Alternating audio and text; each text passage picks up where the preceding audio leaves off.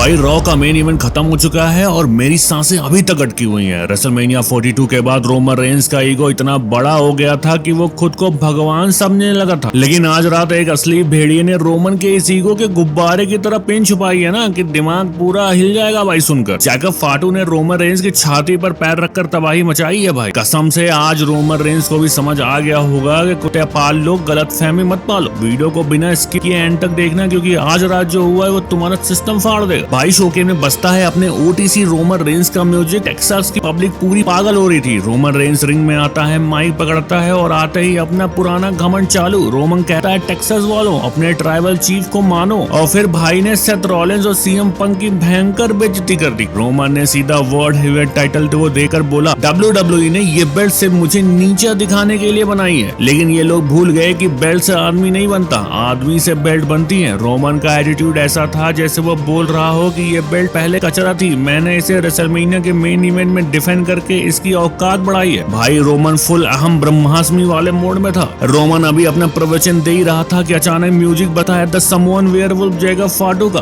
भाई फाटू रिंग में ऐसे आ रहा था जैसे किसी का खून पीने आया हो। रोमन उसे देखकर हंसते हुए बोलता है बिल्कुल सही टाइम पर आया है छोटे, मैंने तुझे एक हफ्ते का टाइम दिया था सोचने के लिए कि तू परिवार को जोड़ेगा या फिर तोड़ेगा। भाई फाटू ने जो जवाब दिया ना, रोमन रेंस के पसीने छूट गए। फाटू ने माइक पकड़ा और सीधा मुंह पर बोला मुझे एक हफ्ते की जरूरत ही नहीं है, मुझे वर्ल्ड हैवीवेट टाइटल चाहिए। फिर फाटू ने ऐसा कड़वा सोच बोला कि रोमन रेंस का मुंह उतर गया। फाटू बोला भाई 12 साल मैंने सड़कों पर धक्के खाए, जब तू ब्लड लाइन का डॉन बनकर महलों में ऐश कर रहा था ना, तब मेरी जेब में फूटी कौड़ी नहीं थी। तूने मुझे WWE में नहीं बुलाया, मुझे सोलो सुकोवा ने मौका दिया था। मतलब भाई फाटू ने सीधा बोल दिया कि तू काहे का ट्राइबल चीफ है, तू तो मतलबी इंसान है। अब भाई रोमन रेंस कहाँ चुप रहने वाला था। रोमन का पारा चढ़ गया। रोमन ने फाटू को सीधा बोल दिया अबे ओए अपनी स्पीड कम कर, तू बेवकूफ है क्या, आंखें खोल कर देख ये जगह कौन चलाता है। DOTC run this place. Roman ने फिर ऐसा ताना मारा कि आग में घी डल गया। रोमन बोला मैं तुझे कभी भूला ही नहीं था, मैंने ही तेरे कॉन्ट्रैक्ट पे साइन करके तुझे यहाँ आने के लिए भीख दी थी और तू इस वो टाइटल के लायक ही नहीं है। भाई रोमन ने सरेआम बीच रिंग में फाटू की धज्जियां उड़ा दी, उसे सीधा अनडिजर्विंग बोल दिया। और भाई इसके बाद जो हुआ, जैकब फाटू का मीटर शॉर्ट हो गया। उसने कोई प्रोमो नहीं काटा, कोई बात नहीं की, सीधा रोमन रेंस के जबड़े पर ऐसा खूंखार वार किया कि रोमन सीधा कैनवस पर धड़ाम। भाई पूरा एरिना पागल हो गया। फाटू ने रोमन को बीच रिंग की तरह धो दिया। और फिर उस सबसे बड़ा मोमेंट ये था कि फाटू ने रोमन की वर्ल्ड हैवीवेट चैंपियनशिप उठाई और रोमन की लाश के ऊपर खड़े होकर पोज मारा। भाई ये फोटो इतिहास के पन्नों में छपने वाली। असली ट्राइबल चीफ के मुंह पर तमाचा मार दिया फाटू ने। फाटू बेल्ट फेंक कर जाने लगा। रोमन दर्द से कराता हुआ उठा, उसकी ईगो को बहुत बुरी तरीके से हर्ट हो चुका था। रोमन ने गुस्से में आकर माइक उठाया और चिल्लाकर बोला तूने चैलेंज किया था ना, मुझे तेरा चैलेंज मंजूर है। बैकलैश में मैं तेरी वो हालत करूंगा कि तू अपनी शक्ल भूल जाएगा। रोमन ने बैकलैश के लिए मैच फिक्स कर दिया और जाते जाते फाटू ने